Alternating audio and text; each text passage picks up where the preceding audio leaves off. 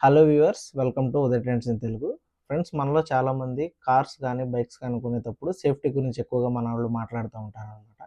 So ఈ safety point of వ్యూలో ఎప్పుడు బ్రేకింగ్కి సంబంధించి ఏబిఎస్ అంటే యాంటీ లాక్ బ్రేకింగ్ సిస్టమ్ గురించి ఎప్పుడు మన వాళ్ళు చెప్తూ ఉంటారు. కానీ మనకి రియాలిటీ ఏంటంటే ఏబిఎస్ ఉందంటే కంప్లీట్ సేఫ్టీ అని కాదు. సో దానికి కూడా మనము ఇంకా అడ్వాన్స్డ్ టెక్నాలజీ మనకుందనమాట. సో ఈరోజు దాని గురించి తెలుసుకుందాం. సో వీడియోని లేట్ చేయకుండా స్టార్ట్ చేశాను. సో మనలో చాలామంది ఏబిఎస్ ఉంది కాబట్టి ఎంత స్పీడ్ మీద నేను బ్రేక్ వేసినా నా కారు చాలా సేఫ్టీగా ఆగుతుందని అనుకుంటారు. కానీ ఒకసారి ఆలోచించండి, ఎప్పుడైనా మీరు గమనించారా ఏబిఎస్ ఉన్న కార్స్‌లో మీరు బ్రేక్ వేసినట్లయితే ఒకసారి ఆలోచించండి. సడన్ బ్రేక్ వేస్తే కార్ అనేది స్ట్రెయిట్‌గా వెళ్తుందా? లేదా సైడ్‌కి వెళ్తుందా? అనేది మీరు ఈసారి ఖచ్చితంగా గమనించండి. సో ఏబిఎస్ ఒకటుంటేనే మీకు సేఫ్టీ అని కాదు. సో ఈబీడీ కూడా ఉండాలి. అప్పుడే మనకి సేఫ్టీ అనేది కంప్లీట్‌గా ఉన్నట్టనమాట. సో ఈరోజు మనము ఈబీడీ అంటే ఎలక్ట్రానిక్ బ్రేక్ ఫోర్స్ డిస్ట్రిబ్యూషన్, దీని గురించి మనం తెలుసుకుందాం. సో ఏబిఎస్, ఈబీడీ ఈ 2 కలిస్తేనే మనకి కార్‌లో బ్రేకింగ్ అనేది చాలా సేఫ్టీ ఉంటుందన్నమాట. సో ముందు మనము ఏబిఎస్ అంటే తెలుసుకుందాం. మీలో చాలామందికి ఏబిఎస్ అంటే చాలామందికి తెలుసు. సో తెలియని వాళ్ళ కోసం నేను చెప్తున్నాను. సో ఏబిఎస్ అంటే యాంటీ లాక్ బ్రేకింగ్ సిస్టమ్ అనమాట. ప్రీవియస్‌గా ఏబిఎస్ రాకముందు ఏంటంటే మన వెహికల్స్‌లో ఏందంటే బ్రేక్స్ హై స్పీడ్ వెళ్తున్నప్పుడు బ్రేక్స్‌ని మనము ప్రెస్ చేసినప్పుడు ఏంటంటే టైర్స్ అనేవి తిరగకుండా లాక్ అవుతాయి అన్నమాట. సో దీనివల్ల ఏంటంటే మనకి వెహికల్ అనేది స్కిడ్ అయిపోతూ ఉండేది. సో మనకి కార్ అనేది కంట్రోల్ తప్పటము, లేదంటే యాక్సిడెంట్ అవ్వడం గాని జరిగేదన్నమాట. సో మనము ఏబిఎస్ యూజ్ చేసినట్లయితే మనకేంటంటే టైర్స్ అనేవి లాక్ అవ్వకుండా చూస్తుంది. At the same time skid అవ్వకుండా చూస్తుందన్నమాట.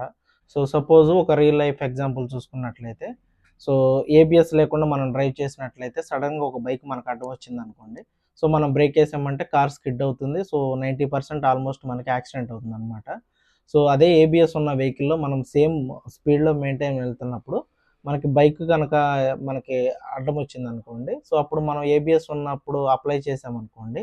సో మనకి కార్‌ల టైర్ అనేది మనకి లాక్ అవ్వదనమాట. సో దానివల్ల ఏంటంటే మనకి కార్ అనేది స్కిడ్ అవ్వదు. సో దానివల్ల ఏందంటే మనం ఈజీగా టర్న్ చేయగలుగుతాము. అలాగే సబ్జెక్ట్‌ని మనం తప్పించుకోగలుగుతాం అనమాట. సో యాక్సిడెంట్ అనేది 99% మనకు అవాయిడ్ అవుతుంది. సో ఈ ఈబీడీ గురించి ఇప్పుడు మనం తెలుసుకుందాం. ఏబిఎస్ గురించి తెలుసుకున్నాం కాబట్టి. ఈబీడీ అంటే first electronic break force distribution అనమాట.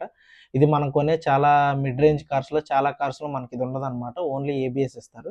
సో నేను ఇది ఎక్స్‌ప్లెయిన్ చేయడానికి కూడా ముఖ్యం. మనలో చాలామంది బడ్జెట్ బయర్స్ ఉంటారు. మన సబ్‌స్క్రైబర్ కూడా చాలామంది బడ్జెట్ కార్‌లని ఇష్టపడతా ఉంటారు.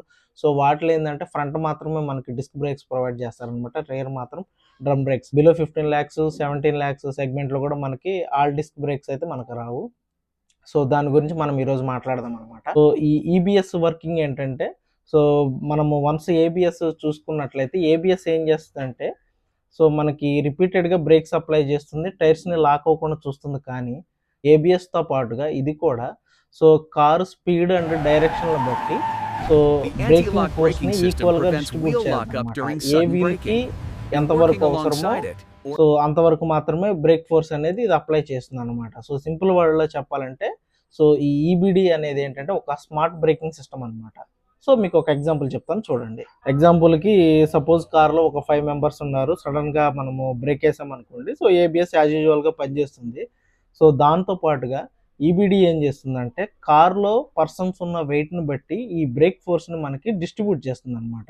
ఎగ్జాంపుల్‌కి ఫ్రంట్ వీల్ చూసుకున్నట్లయితే మనకి ఇంజిన్ ఫ్రంట్ ఉంటుందన్నమాట. సో మనకి ఫ్రంట్ ఎక్కువ వెయిట్ ఉంటుందన్నమాట. సో దానికి తగ్గట్టు ఆ టైర్స్‌కి తగ్గట్టు బ్రేక్‌ని మనకి డిస్ట్రిబ్యూట్ చేస్తుంది, బ్రేక్ ఫోర్స్‌ని.